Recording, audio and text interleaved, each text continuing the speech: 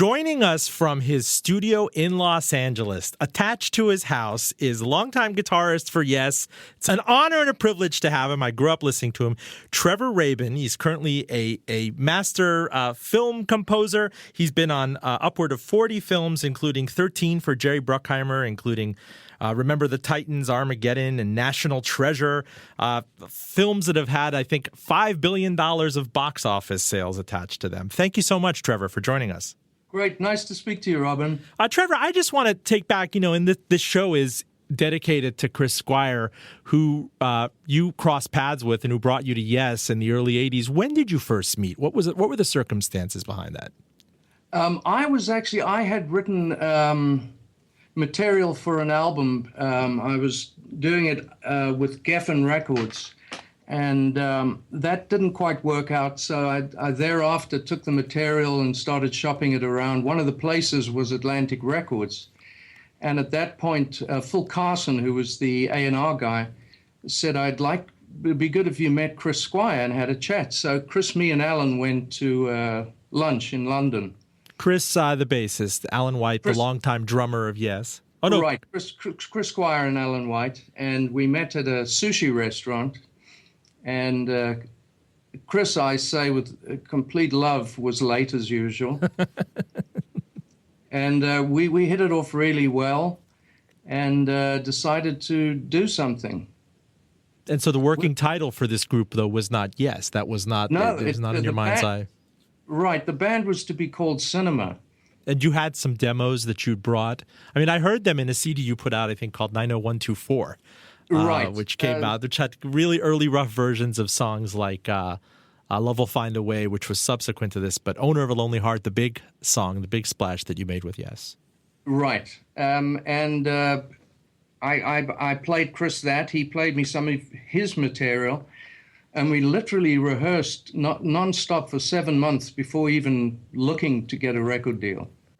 What was his personality like back then? I mean, we are positing that he was obviously co-founder of Yes going back to 1968, but also the connective tissue, the CEO, the head of HR, the person who, obviously Yes had more corporate restructurings than AT&T and Radio Shack combined, and he had all these different members, all these different characters that came in, whether you're a keyboardist in a cape or a South African guitarist who had classical training. How did he kind of push forth some suasion and convince you that this was not an odd connection, that he in fact was ready to come into the 80s and your style of music?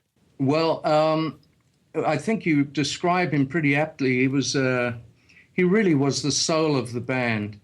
And when I first met him, as I say, there was no intention of calling it Yes. We just musically connected. A lot of people make a concerted effort, what with publicists and stylists and stuff, to appear cool. Chris just was very naturally cool. He was always up with the latest and always exploring ways to redefine and rediscover. And we had such a similar outlook on what we wanted to do. And, so that's how we started off. I think within the second show, we realized how much fun we had together. And he has since been one of my closest friends and was always late for everything he ever did. The only thing I wish was he would have been 30 years late for his passing. When did you learn that he was ill? He was in treatment, I believe, or in a hospice in Arizona. He announced to everybody several months ago that he had had a form of leukemia, but it was largely expected that he would be able to tour with what remains of Yes today. Well, we spoke all the time, and he mentioned this to me a couple of months ago, that he's going into hospital to deal with this leukemia issue. And it just got worse and worse, and then he went on chemo, and the thought was that he'd beaten it, and he had 2 or 3 days before he passed. He'd had a really good day. I spoke to his wife, and she was quite hopeful, and so it was with a lot of grief and shock when we learned of this. It was really grief and shock to everyone because, again, he was the lion. He was the, if we put it in management terms, the CEO of the band, the founder, the connective tissue. He had played on every one of their 20-plus albums, with or without John Anderson, with or without Steve Howe, with or without Trevor Rabin. Even, when they went through their pre-Buggles iteration, Yes, drama.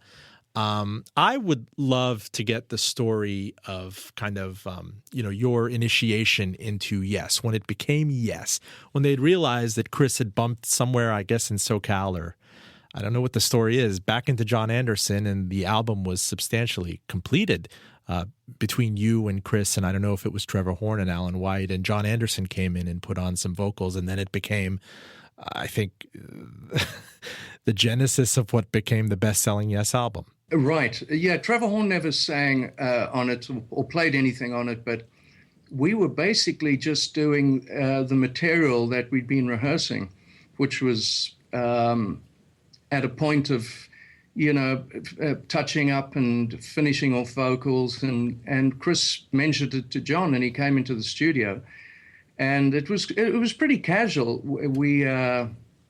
He sang on something, and it sounded just fantastic. And consequently, when you listen to the album, most of the lead vocals are John, but some are mine. And that's just because it was there and it worked, so we left it. But John clearly became, the voice again of the band, and it's just a marvelous singer and incredible. I mean, I've never experienced a singer on the road where every single show, his tuning was impeccable.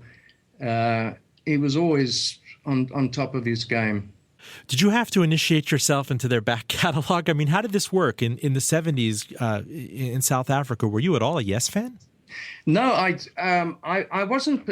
I mean, I'd heard Yes, and the thing that really perked my ears up was listening to Chris's bass and the amazing high voice of John Anderson. And I was quite a fan of Rick Wakeman. I had his album, Six Wives of Henry VIII, sure. I think it was.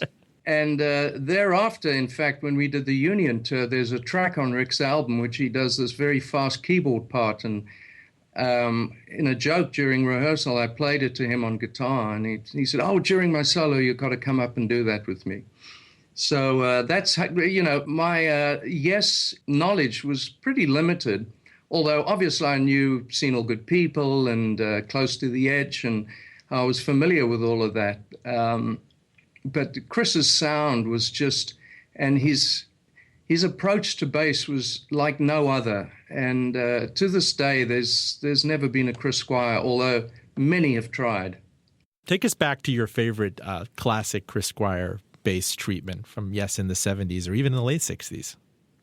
Sweet Dreams. Sweet Dreams. Here it is. Did you ever have to play that on the road?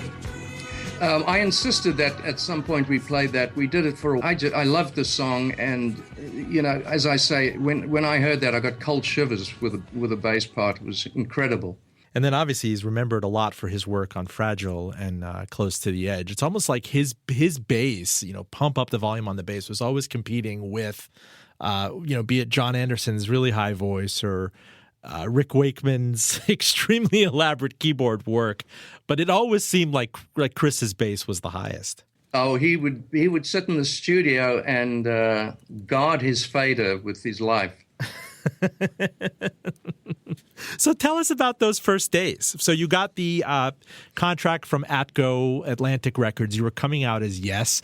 This was branded as kind of Yes West, right? The second iteration of the band after it had survived the 1970s, going from its style in the first two albums, which were somewhat Beatles-like, and then it became hugely orchestral. There were some tracks that ran above 22 minutes if you go to Tales from Topographic Oceans. So by the time you had realized that this was going to be an iteration of Yes, tell us what that first tour was when the album first came out. Was Owner of a Lonely Heart the first track? Well, we played it on the show. I think it was somewhere near the end of the show.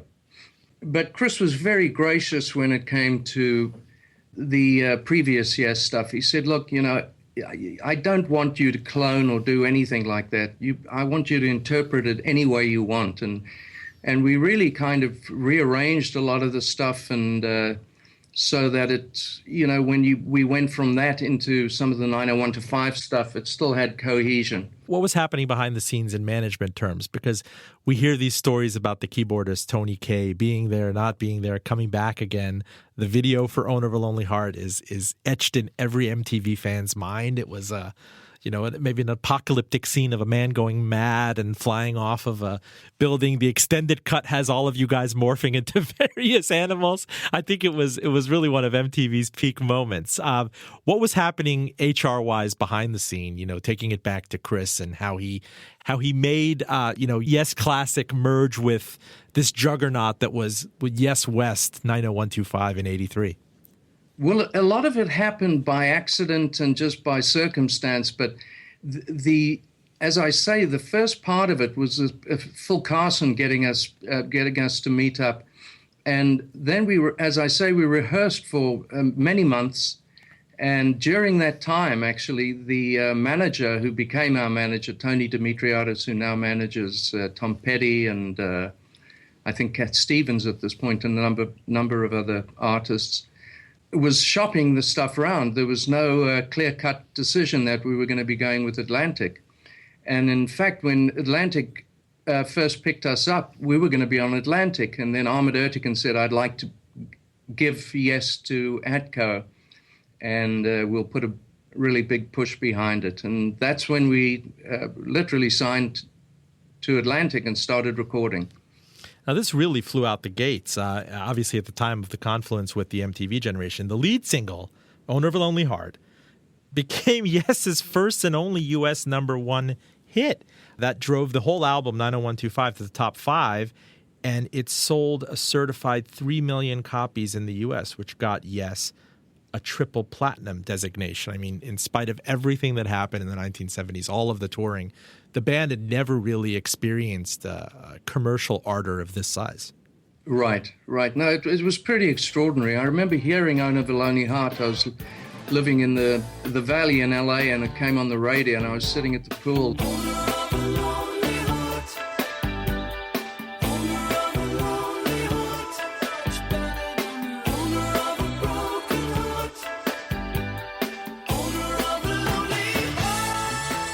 I thought, it doesn't sound quite right, and I hope this happens. It's every premiere I go to that I've done the music for, I sit there and I'm critiquing the music. I just hate watching the film at any premiere. I can really only watch the movie a couple of years later when I can relax. And I think it was the same with Owner when I first heard it, and next thing I didn't stop hearing it. It was played constantly. I remember on the initial MTV, you're watching that moon landing character with the MTV person. Someone having grown up on MTV. I didn't have cable. My friend Ross Turian across the street did, and I would always go there. And his mom was cool with us watching MTV, and there would be some VJ in front of an aquarium, and this is Yes, Owner of a Lonely Heart, and they played an extended version of it. It was a real, I wonder who came up with the idea for the video, if that was, that really thrusted you guys into the video generation. Yes, obviously was no stranger to touring, huge arenas, but this was such a dystopian video.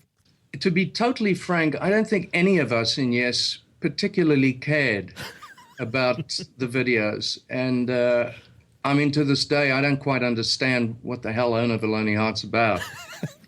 I don't think it has much to do with the music. When it came out, I just sat there with my mouth open. I remember calling Chris saying, I don't know, and then leave it.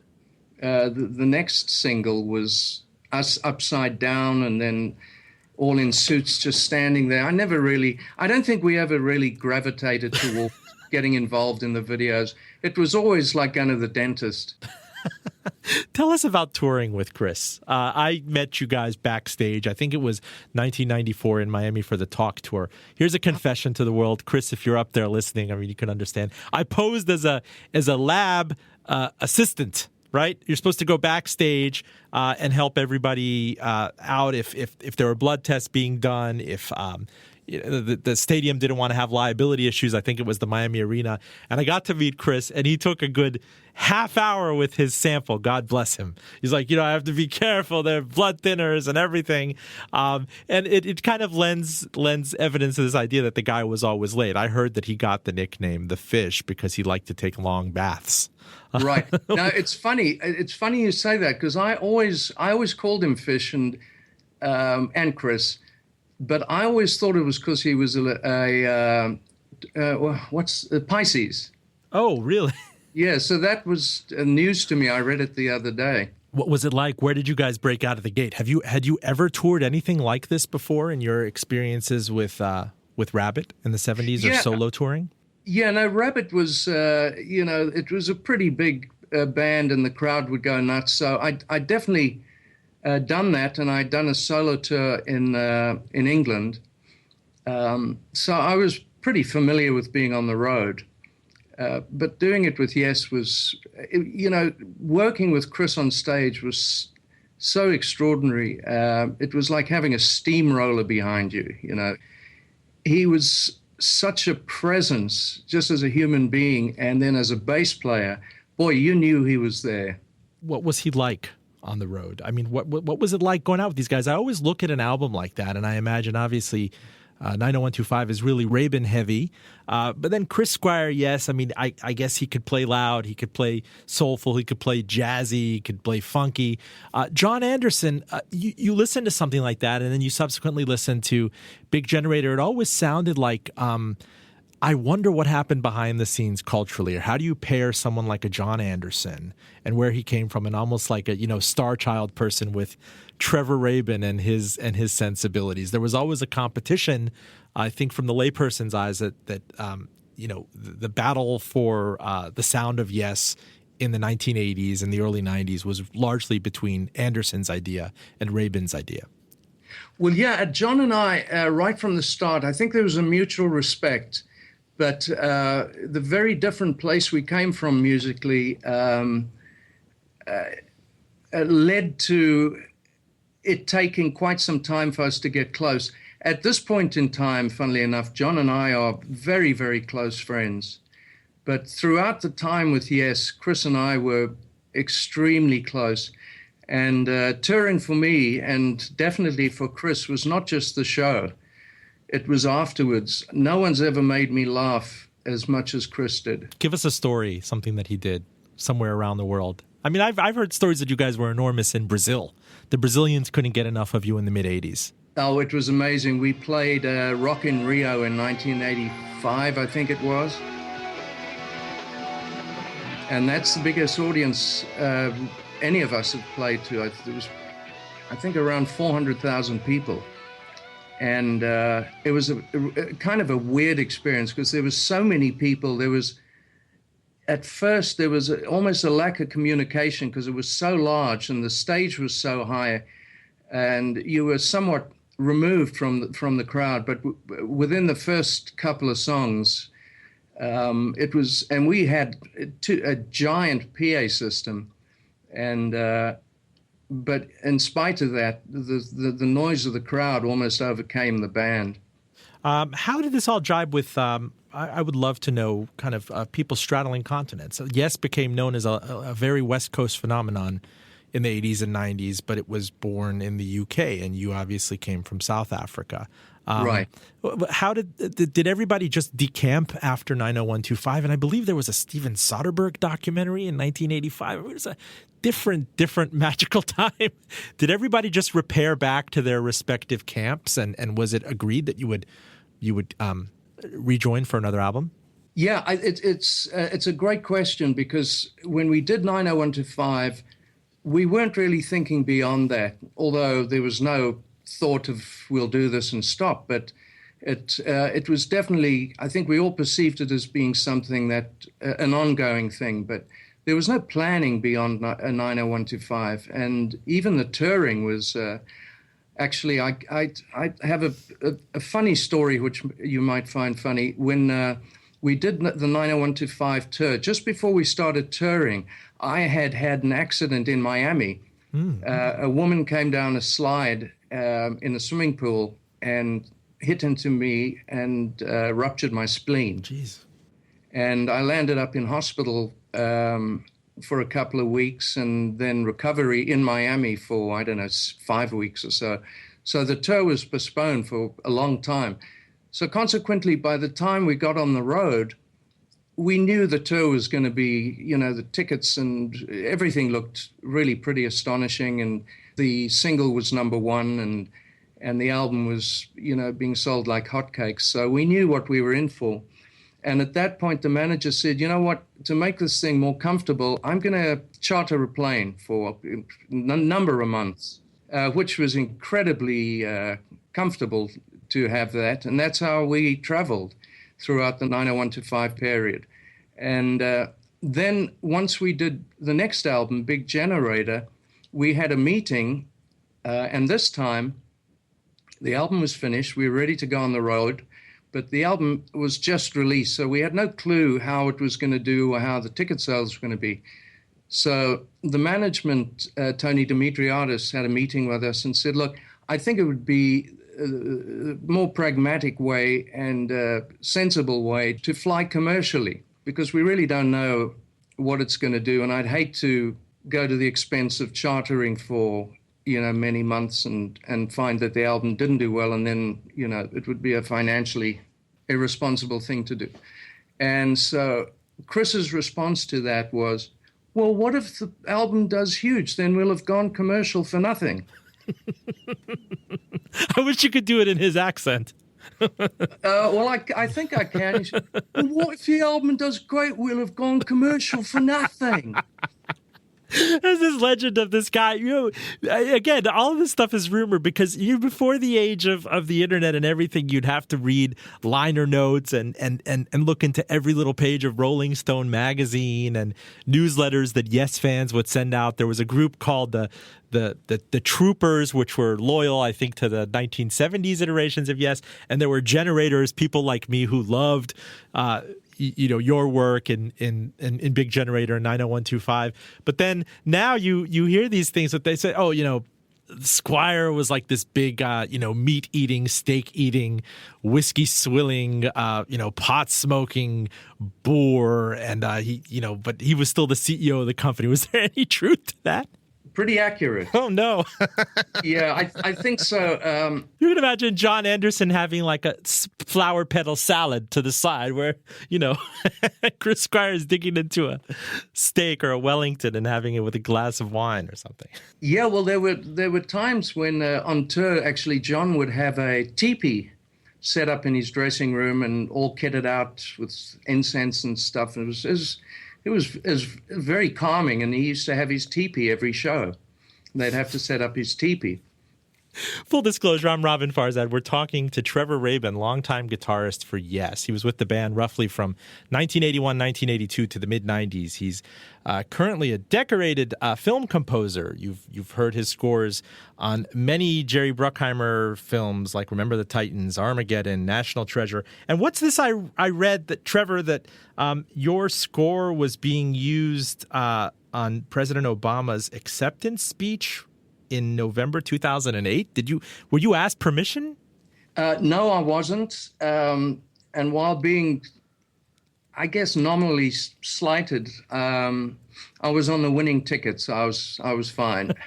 But yeah, they used Remember the Titans for the basically the background music for his campaign and his acceptance.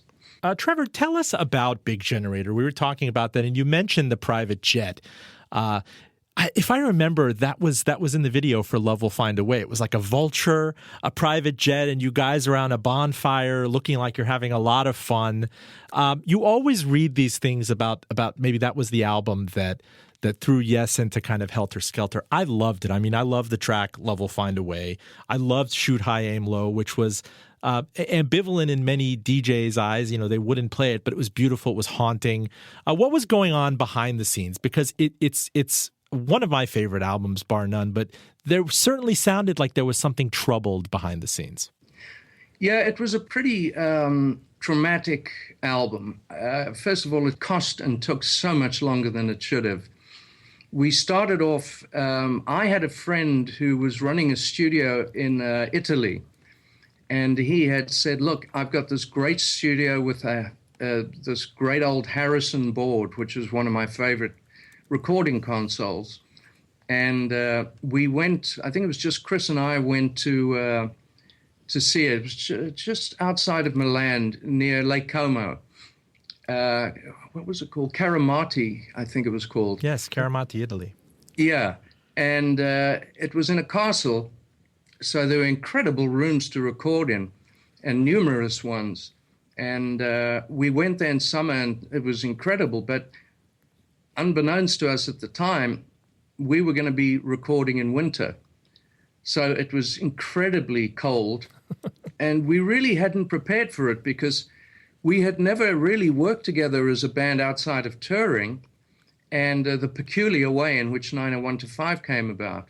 So when we got into Big Generator, there was kind of no real brief or idea of what we should do. And I'd written a number of songs, and everyone had, Chris and John, I think, had written quite a lot of stuff. And we decided we'd go back with Trevor Horn for this, and that didn't last too long. We stayed in Karamati for a number of months and then went back to London to continue there. And it just wasn't getting done. So we came to LA, and I landed up spending quite some time mixing it myself. And I got to say, I'm glad you like it, because I was actually very proud of that album, in spite of the trauma and how hard it was to get together. What was happening with your CEO behind the scenes? I always got the impression that John Anderson, your lead singer, had kind of, this was a grueling album. It took a couple of years. It dragged on. I think you started work in 85 or 86. You finished touring for 90125, which was brutal but exhilarating unto itself, and then you get into the studio for this Karamati. The freezing temperatures out there don't exactly work out well. John is hearing the siren song of maybe solo work, and maybe Howe and Wakeman and all those guys are beckoning. What happened to kind of keep this going and kind of get it over the hill? You obviously had to do some deft rescue work to mix it and correct it in Los Angeles, but what got it through the finish line to the autumn of 1987? Perseverance, if you like. There were a number of great ideas we all thought we had, but taking those great parts and building them into something just became really difficult. Like, we'd have one part, and then the part it went into just wasn't working, and there seemed to be no solution for it. So it really took quite some time. And at the same time, while this was happening, John was integrating into a band that we'd never really worked together in this way. So it was pretty difficult, although at the end of the day, I think John's vocals were extraordinary. And, Chris's input was obviously, as always, incredibly important. But certainly he was having a good time during that period. And it certainly got a lot of heavy airplay. I remember Love Will Find a Way and Rhythm of Love on MTV. If I remember, you and John went on MTV to debut the video for Rhythm of Love, which was definitely a departure from anything Yes had ever done. I remember it was, right. My mother would not let me watch that video. It was beautiful. It was industrial. You had a, scantily clad model on it. It was such a deviation from anything a Yes person of the mid 70s remembered. And I think at that point you started hearing these mumblings about maybe a reunion of classic Yes was going to happen in parallel. Well, I wasn't aware of that. However, I must say that any deviation from the quote-unquote style of what our videos were had nothing to do with the band, because I think every video we did, the band would, once the final was served up to us, we would just kind of look at it and go, oh. So it's amazing. It's an honor to be able to ask this on the other end, because I always imagined that all manner of thinking and preparation went into this, that it was highly premeditated, that it was not an accident, or there must be a reason why, here is my heart waiting for you. Here is my soul. I eat at Chez Nous. I know you get asked about that left and right at cocktail parties. Here's your chance to demystify that. Okay, I Eat at Chez Nu there was a restaurant in LA called Chez Nu, and I did eat there. But if I'm to be completely honest, I couldn't find a line for that part. And it rhymed and it just felt right, so I stuck it in there. Trevor, tell us about Shoot High, Aim Low. I can't get over that track, and that's one where it seems like you and John are running in kind of parallel paths together. There's Chris Squire's bass line kind of keeping you, on course. But I could never reconcile the lyrics. Was it about Nicaragua? Was it about the blue fields? Was this...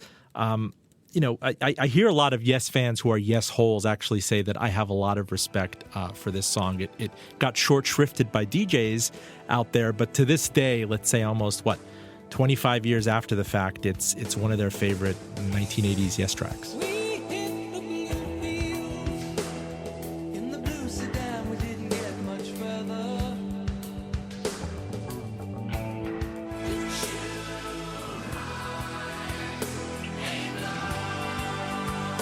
It's, I think, my favorite song on the album. And lyrically, it was loosely about Nicaragua, and John and I had written the lyrics together. But to me, that's a great example of Chris's bass playing. You know, a lot of other bass players would have just played the root note or the tonicon and, gone along with the song. Chris came up with what I consider to be one of the more important melody components to that song. And, it was possibly the song I fought with most of all mixing. It was a very difficult mix because it needed to have the power, but it also needed to have the sense of relief after the choruses so that the light and shade was correct. And what is this concept of dream time that John Anderson always talked about, that the way they reconciled your voice and his voice in parallel, or another phrase was harmonic convergence? I always wondered, did these guys record that separately? Were they not getting along? Were they doing their different things on different continents? And this was just the way Trevor masterfully brought it together at the end? Or, again, was this premeditated, the way you guys did Shoot High, Aim Low? John's verse, your verse, John's verse, your verse, because I could very much imagine it as a Trevor Rabin vocal only. And that's kind of how it started, but I'd love to be able to say that your perception is correct, but unfortunately it was just, throw as much stuff as you can at it to make it work, because we knew we had something there, and we just, like with the easel, just kept throwing paint on it until it was right. So there was no premeditated thought of how it was going to be structured. It really just happened. I mean, very often you hear about Beatles songs and how incredible it was that they came up with this, and then only to find that so-and-so happened to be in the studio and the engineer made a mistake, and that's what landed up being one of the key components. Full disclosure, we're talking to Trevor Rabin, longtime guitarist for Yes. His good friend and partner in the band, Chris Squire, passed away just recently after a battle with leukemia. He died at the young age of, 67, Trevor? 67. 67, and he was on the verge of being able to say, I think within 5 years, that I had been with this band for 50 years. That was, to be able to say that, even though you guys were, I think, thwarted in the first pass at the Rock and Roll Hall of Fame, that's pretty unprecedented. And to see all of the outpouring of sympathy and emotions coming in from various band members, people who were inspired, a beautiful essay in Slate magazine, a beautiful essay in the New York Times about Chris and how he affected various adolescents and other musicians. I mean, obviously nobody expected Chris to depart this soon in his life, but to what extent, has this blown you away? I haven't really come to terms with it. He was so dear to me and such a close friend, and I could confide in him. I'm kind of choking up here. I could confide in him in the same way that I do my brother. And I knew if I told Chris a secret, it was safe. He was really just an extraordinary human being. I don't think he had a malicious bone in his body. He was incredibly smart, which I don't think people realized how smart he was, because he was, such a kind of flamboyant presence, had such an flamboyant and aura about him. Never intended. He was always just being Chris. But you couldn't deny if he walked into a room, you knew Chris had come in. Oh, he was huge. I mean, yeah, it was not preordained at all that he would play the bass guitar, but he wanted to do something like this, and he had huge hands, and he was a tall guy, and he cut a swath, and very much taught himself. I am curious if you fast forward from Big Generator, which was received reasonably well, even though the 1980s were drawing to a close. Yes's kind of window from that 90125 glow was, to mix metaphors, kind of dimming. The band reemerged in 1991 on Arista Records on this massive conglomeration called Union, which brought the two iterations, the Troopers and the Generators, together in like this Camp David giant handshake. If I remember, you guys were in the round or something back then? As far as the tour goes, yes. As far as the album goes, I had received a call from Clive Davis saying that he's doing the Anderson Bruford Wakeman album, the second album, and they don't have a single. Would I be interested in writing a single, which I found a kind of a peculiar thing. In our mind, Yes was still around, but John had gone off to do this, and I thought, okay, well, we're on hiatus. I didn't really think too much about it, and Roger Hodgson, the guy from Supertramp. Well, you'd had a solo album in the meantime, if I remember. Yes, in fact, and a solo tour. And soon thereafter, Roger Hodgson had got hold of me to see if, and we actually wrote some stuff which we were very happy with. Wait, Supertramp? Yes. So the lead singer from Supertramp is thinking about replacing John Anderson as John Anderson went off with Anderson, Bruford, Wakeman, Howe in the late 80s and early 90s. No, in fact, it was just Roger got hold of me as just a musician, and the two of us started working together. And we were going to do something. And, it was so untogether, the Yes thing. The only person who was really thinking about how to sustain the Yes thing and reconcile the problems that this new entity, Anderson, Bruford, Wakeman, Howe, which I don't think Chris was very happy about, because, 90125 had been the biggest success the band had ever had, and he wanted to sustain that. But I was off doing my solo album and then working with Roger Hodgson. And then fast forward, I get this call to write a single, and it just kind of sellotaped into this entity where I had, I think, written 3 songs or 4 songs which went on the album.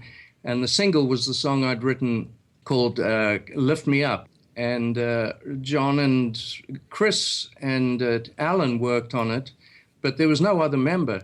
So really, when you get down to, the, as you call them, the Generators and the Troopers, right? Right. It's new to me. I'd never heard it. We never even saw each other. I had nothing to do with the Union album outside of the tracks I did. And I remember there was a lot of animosity towards the guy who produced the other stuff because he had gone and replaced a lot of Steve Howe's parts with session players, and the same with all the instruments. And so I don't think any of them were very happy with the end result of what happened. And as far as the material that I contributed, along with John and Chris and Alan, that's as close as we got to it being a kind of cohesive thing. So when it came out, Rick refers to it as the Onion album, not Union. Because it always makes me cry. How did you get along with all those guys? I mean, you hadn't toured with them before. I mean, we're talking about Steve Howe. Here's a guy who must be saying, okay, yeah, so you've been handling my tracks for the last 10 years. I wonder what that, I mean, it's not like this guy trained you while you were in the Yes West iteration of the 80s. I mean, he had to kind of, I wonder, where you just got well put on tour in 1991 and voila, you had to get along? Yeah, it was pretty much that. And I think it was coincidence, or maybe it was somehow a Freudian thing, but Steve and I, because we were on the round, landed up on exactly the opposite sides of the stage. And I mean, we got on okay, but I pretty much landed up playing the old stuff the way I had remembered doing it, and Steve did it his way, and somehow it kind of merged together and worked. So there was no kind of intricate kind of working out of how we're going to merge these two entities together. And when it came to doing the 901 to 5 stuff and my stuff from Union, or our stuff from Union, there would be Steve would play on some of it, and there was one track I used to do on the road called what is that track called? Long Distance. Long Distance Runaround? Right. I used to play that with a band, but when we did the Union tour, I decided, you know what, I'm just going to take a sip of water or get off stage while he's doing it? Yeah, I'd go off the stage and make some phone calls. And Steve would do the same with some of the songs, but he stayed on the stage for a lot of them, on Changes and Own of a Lonely Heart. But I must say that Rick Wakeman and I just hit it off incredibly well, so much so that Rick, John, and I have been talking about, and Schedule has been the biggest enemy, doing an album together for ages. Get out of town. Yeah. Oh, wow. I have to say, I was worried that you were going to say, well, Rick almost convinced me to don a cape for the next tour, which would have been talk. No. I mean, it's a toss-up for who was funnier on the road. Chris certainly had the dry sense of humor that used to crack me up, but Rick was just always had a joke, and it was just so funny. He used to have a newspaper backstage and would deliver it the next day of the goings-on the night before. It was just so... I don't have any, and I wish I did, because they were so hilarious. But I got on very, very well with Rick. I got on very, very well with Bill. And although Rick and I really became close friends... so it was a very enjoyable tour at the end of the day. Do you still see Alan White? I'm actually Alan's son's godfather, so we were recently at his wedding, and I often speak to Alan, but the guy I spoke to most since I had left the band was Chris. So we still talked all the time. I'd like to read from an essay, a beautiful essay that the columnist Dave Weigel penned this week for Slate. He said, remembering Chris Squire, the very loud beating heart of Yes. Dave is penning a book that looks at the history of progressive rock and spent a good time talking to former members of Yes. He said, the last time I saw Chris Squire or his band was on the Cruise to the Edge, a luxury trip from Florida to Mexico where Yes played 3 of the classic 70s records in a row, every fuzzed note and solo and block chord. This was pure fan service. Quote, it adds some excitement for the audience in terms of knowing what the next track is, of knowing which track follows the other, Squire told me cheerfully. It's a good concept. And this is where it gets poignant for me, Trevor. He says, on stage, Squire looked perfectly happy, but that was not the highlight of his cruise. Each night, the more musically inclined passengers took over a lounge to play through hours-long set lists of progressive rock classics. On the second to last night, they played Gates of Delirium, Yes's longest and most melodically complex song, inspired by War and Peace and grounded by Squire's bass lines. Squire and his family walked in on the performance unannounced. He sat on a wraparound leather couch, daubing away tears as 5 fans played every note of a 22-minute Yes song. The bass was mixed very loud. Gosh, this is the best essay ever written about Yes from a person who was born in 1981, whose persona is, a political columnist. All these people come out of the woodwork this week to say, gosh, Chris Squire and Yes changed my life. That is quite extraordinary, and it epitomizes who Chris was. Music was everything to him, and his need, if you like, to for every song he played, he wanted the bass to be doing something, not just providing, the bass end, but providing a personality. And I don't think I can't think of another bass player who's had more influence on bass playing with regard to rock and roll than Chris. He was an extraordinary talent. Trevor, I want you to tell us about the mid-'90s after Talk, which kind of it almost had a swan songy feeling to it. The time you guys reconvened, was it you, Alan White, Chris Squire, John Anderson, to do this album? It was known as really kind of Rabin heavy to Yes fans. And then you had, officially quit Yes, or did you guys just all decide to go your separate ways? Well, after the Talk tour, the vibe while on the tour was good, but once the tour ended, it just seemed to fizzle out. And, I had really been thinking about, I missed working with orchestra. And, the only thing I ever did orchestra-wise with Yes is I put a little string octet on the beginning of Love Will Find a Way. But outside of that, I really hadn't done that. And I just thought, I had done all I could in doing Talk, and I thought it was probably a good time to move on. And so what of this story of how you became, almost by accident, by serendipity, a decorated composer of film scores? It's quite interesting. Were you eating at a restaurant called Chez Nous? No, it was actually called Eclipse. Mm-hmm. The maitre d' said to me, Steven Seagal was a co-owner of the restaurant and had mentioned that he knew I was coming into the restaurant, and he had said to the maitre d', please ask him if he wouldn't mind calling me, because I'd love to sit with a guitar with him, and basically for me to give him a lesson. And I did that. Cut a long story short, I went to his place and we spent a couple of hours and playing, and I taught him, I think it was other things, but essentially Red House, the Hendrix's Red House.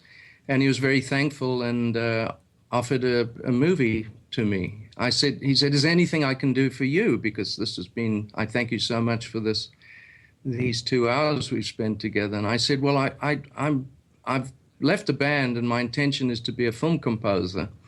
And I was really asking if you knew a film composer agent or someone I could speak to about it, because it was really right at the inception of me starting film and leaving Yes. And he just very casually said, well, I've just done a film if you want to do it. And so I never went through the years of apprenticing and, working for another composer and then getting to do a piece of music and someone noticing it. I just kind of jumped in and I did that. And then my next film was Con Air with Jerry Bruckheimer. And my intention was to do a couple of films and then, go back to Yes or start another band, or I wasn't quite sure, but I certainly hadn't expected to continue to do films for this long. Gosh, and it's been almost 20 years of doing films at this point.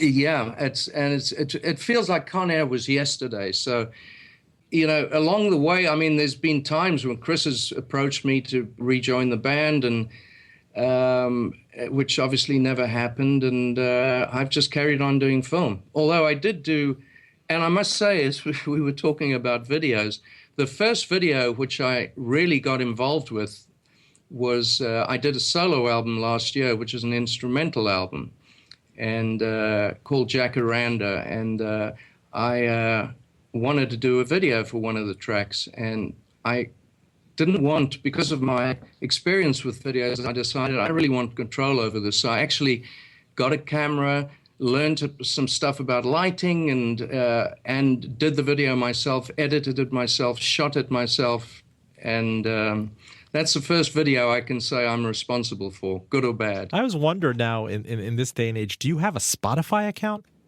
Do you still use CDs? I mean, gosh, the fact that everybody carries their libraries everywhere, it must just blow your mind. I think one of the saddest things about for music, and Chris and I have spoken about this, is the experience of getting an album. And I'm dating myself, but a long playing record, opening it up, putting it on, reading all the information. The sequencing of the songs was such an integral part of the Yes experience, actually, even with the album, the artwork, the Roger Dean artwork, or the liner notes, everything you put into them. I remember going and blowing $18 on an LP and bringing it home and playing it, and then the CD experience. But gosh, you got to imagine today if you were with Yes, these guys are playing smaller venues, they're playing cruises. Established artists are complaining that the streaming players are paying them, pennies on the dollar, when in the past they used to get a good cut of record sales.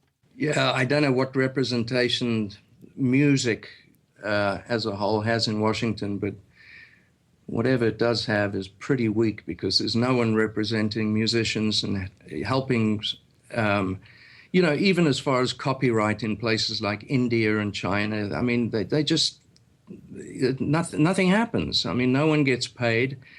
I feel really, really sorry for, there's so many great musicians all the time. And there used to be this pot of gold, and I'm not talking financially, but this career, this entity that Yes became, and Deep Purple, and whoever you need, you can mention many of them, the Beatles, and it's just the rewards are just not the same anymore. And my son is in a band called Group Love, who are doing very well, but it's such a very different experience these days. Well, Trevor, close us out with a hopeful, wistful thought about Chris. I mean, suppose he's out there listening. This broadcast is going to get spewed out into the ether. He's going to hear his tracks. He's going to hear recollections. His fans are going to hear this. What would you like us to hear? What would you like him to hear? I just would love people to know, as I said to you, I just haven't come to terms. I haven't really dealt with it. I mean, every now and then I think to myself, good God, I can't call Chris today. I can't speak. He's gone. It's almost impossible to wrap my head around it. But he was such a huge presence. He was, unbeknownst to a lot of people, so incredibly funny, had such an incredible wit. And his talent was so natural, and it just came from the heart. And he was naturally so incredibly, his ear was so good. And the other thing, Chris could tell you my phone number from 20 years ago. He had such an incredible memory. And I've never seen someone able to absorb so much information. He was incredibly smart, and there'll never be another. Trevor Rabin, longtime guitarist of Yes, close friend of Chris Squire's, who sadly passed away last week. Thank you so much for setting up the time to join us this week. We all remember Chris fondly, and I hope that there's some comfort for you and for fans to listen to your thoughts